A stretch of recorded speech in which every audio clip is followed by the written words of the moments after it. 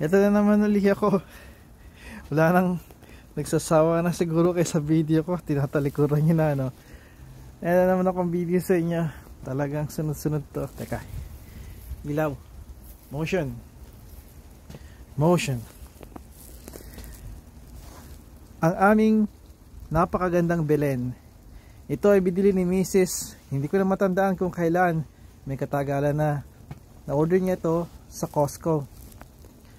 Pero kung hahanapin niyo yung particular na to na Belen, hindi niyo na makikita. Iba na ang may Belen pa rin silang tinitinda, pero hindi na ganitong napakaganda. Napakaganda niya. Ang kulay, ang simpleng pagkakagawa, simpleng design. Kitang-kita ninyo ang balabal ni Mary at ang robe ni Joseph at ang blanket ni Jesus, ni baby Jesus. Napakaganda niya. Ito, pinupuri kami lagi ng mga kapitbahay dito, lalo na yung mga older couples dito, mga Christians, dahil motion. May timer yung aking motion dito 1 minute yata. I can set that even longer, pero 1 minute is fine. Balik tayo dito.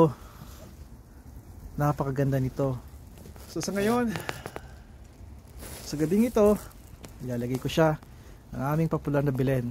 At tulad ng mga nakaraang taon, magiging akit-akit sila sa mata, titingnan sila ng mga tao. At pagmamalaki ko siya na meron dito na Belen sa aming neighborhood, sa amin. Tingnan nyo, maganda siya, simple. Tandaan nyo, maligayang Pasko sa inyong lahat. At huwag makibagay sa iba. Kung kayo ay Kristiyano, sabihin ninyo, Merry Christmas, maligayang Pasko, Merry Christmas.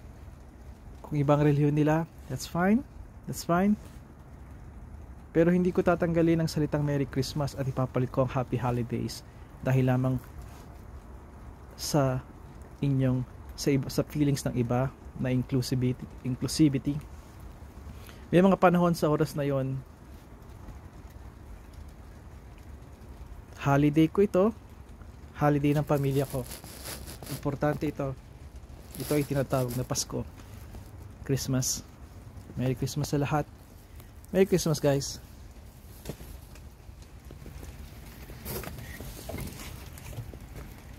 Ito siya.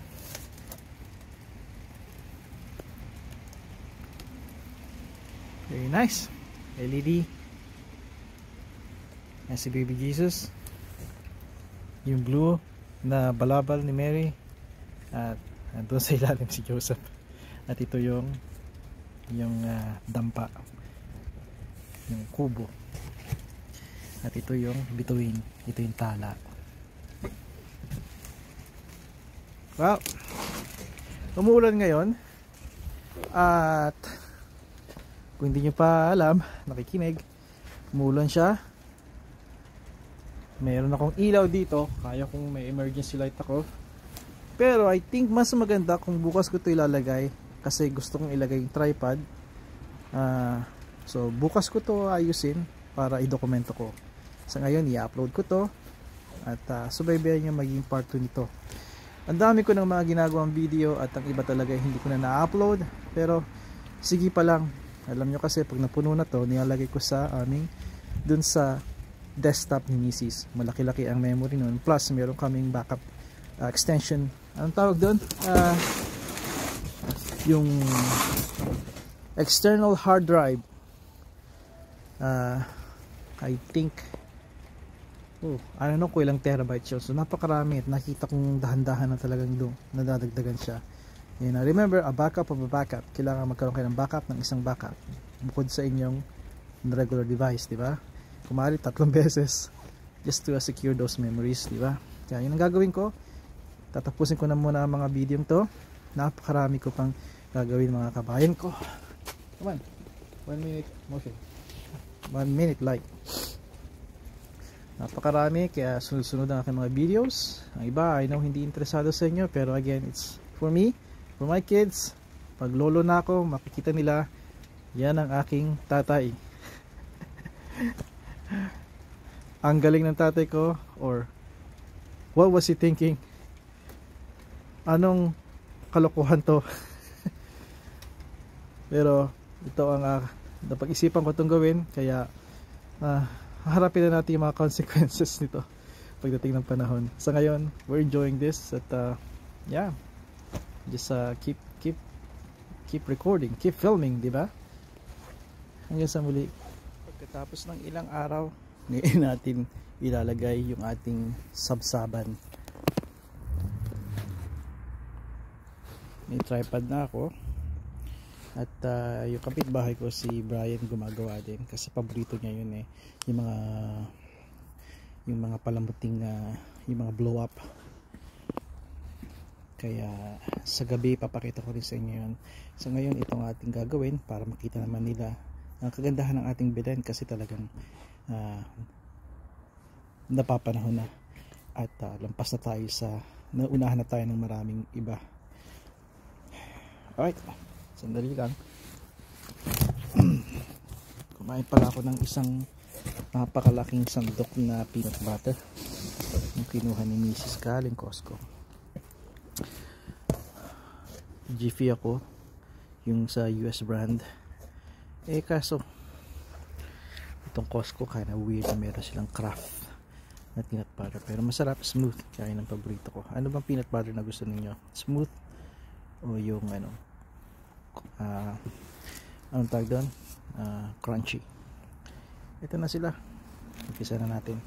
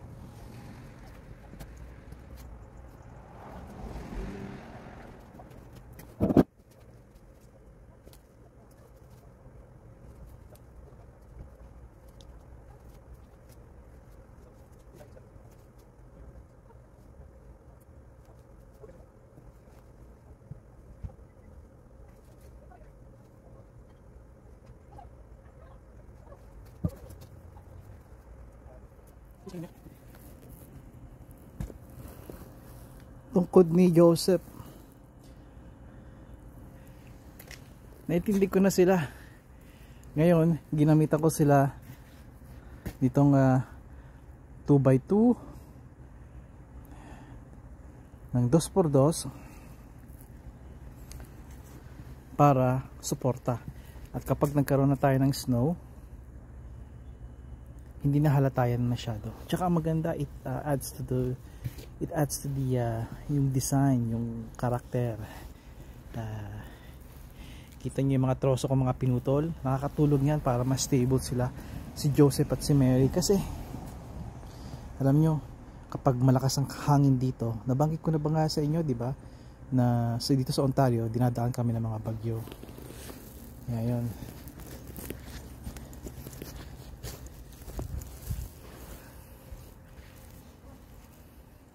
hindi kita rito eh. Ito yung tungkod ni Joseph, ibibigay ko. Dito ko siya ilalagay. I think nakaganyan siya eh, diba? Nakaganyan ba siya o nakaganito? I think nakaganito. Susuot ko siya. Tapos may slot yan dito, kita nyo yung slot. Tapos may siyang hook. I wish kita ninyo.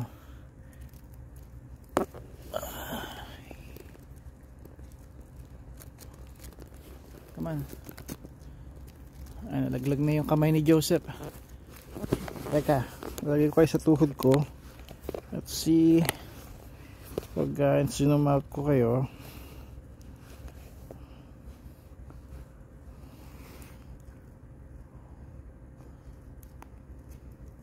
Ito yung mga mabubusisi na mga ginagawa, pero once na malampasan ito, yun, okay na yung kamay ni Joseph, okay na. Tapos dito naman, my goodness, okay, ibaba ko muna kayo. Ito na si Joseph. Tingnan ko kung malalagay ko yung kita nyo, hindi masyadong maganda yung flash, di ba? Kasi yung aking itong aking case nagre-reflect siya, bumabalik yung light papunta sa lente. Kaya pinapakita ko lang sa inyo. Ang ganda niya, no? Ganda nila. Kapag sinum out ko kasi hindi masyadong kita. Pero ito yung kabuuan niya. Ayan yung mamaya pipicturean ko. I mean, iilawan ko. Pero sa ngayon, itong mga troso, ilalagay ko sa paligid para medyo natural. Alam kong wala dun sa Middle East yung troso, pero magandang effect eh. Tsaka it helps stabilize itong ating sabsaban. Alright, sandali lang. Tapos na yung Belen. Ipapakita ko na sa inyo. Dinagdagan ko na rin ng mga, well, si Miss ang may idea nito, yung mga LEDs sa railings ng Acetea, nilagyan niya. I think bagay na bagay siya. Kaya nakuha namin yung ilaw na yun sa Home Depot. Dalawang pakete, isang naman ng isang pakete. Kaya halika tingnan ninyo.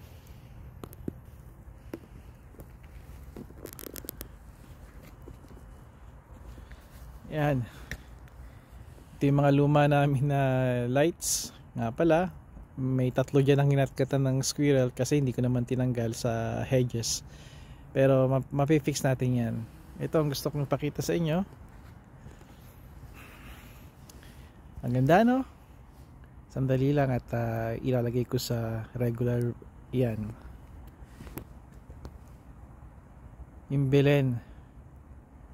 Ang ganda ng Belen.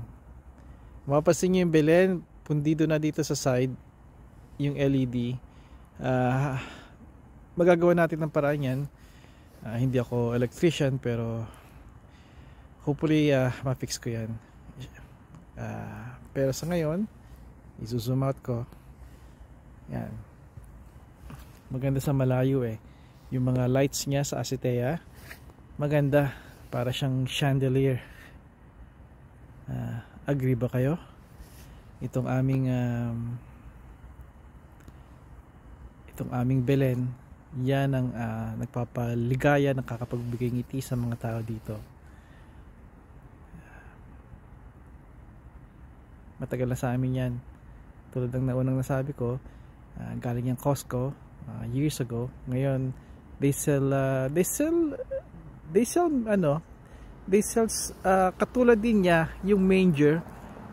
They sell this nothing but not exactly the same. Yung ilaw niya, iisang ilaw niya, wala yang katulad niya na yung balabal ni Mary na blue, yung robe ni Joseph na green. It's just the color makes it perfect. Ngayon ang nakikita ko sa mga karamihan tindahan ay simple dilaw na ilaw na lang na may curtain nila ni Joseph, Mary, and Jesus at yung sabsaban. Pero ito, ang ganda, no? I'm sure may makikita pa kayong katulad ng ganito, may kulay din, pero this one is para sa akin perfecto. Ito rin naman yung sa kapitbahay namin. ito ang titigilan ng iba. Hindi pa tapos to. Okay, pareho kami ni Brian, yung aking kapitbahay. Hindi pa tapos din to. Marami pa siyang mga ilalagay dyan. Kaya abangan nyo rin yan. Ipapakita ko sa inyo.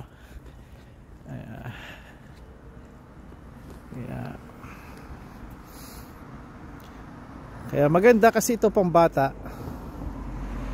Tinitigilan ng mga sakyan to at nagpipicture sila. Pambata to. Ito sa amin may pagka solemn, di ba? We will add more lights tulad dito sa kina Rudy dito. Yung aming boxwood hedges. Pero sa ngayon masaya kami dito. Ito nga pala, bibili rin kami ng timer kasi yung timer namin hindi ko na makita at alam po dalawa yung timer ko, hindi na rin nagana yung isa pumapalya siya. Matagal na rin yun, siguro mahigit 10 taon na, malilit pa yung mga bata. Kaya kuha na rin kami ng panibago. Nothing lasts forever, di ba? Kaya ito, sana nagustuhan ninyo at maligayang Pasko sa inyong lahat. Huwag kayong dito sa North America, huwag kayong magdadalawang isip na batiin ang mga tao ng Merry Christmas. Merry Christmas sa lahat. Not Happy Holidays. Merry Christmas. Alright. Ito ang inyong lingkod. Sila Kay at hanggang sa muli.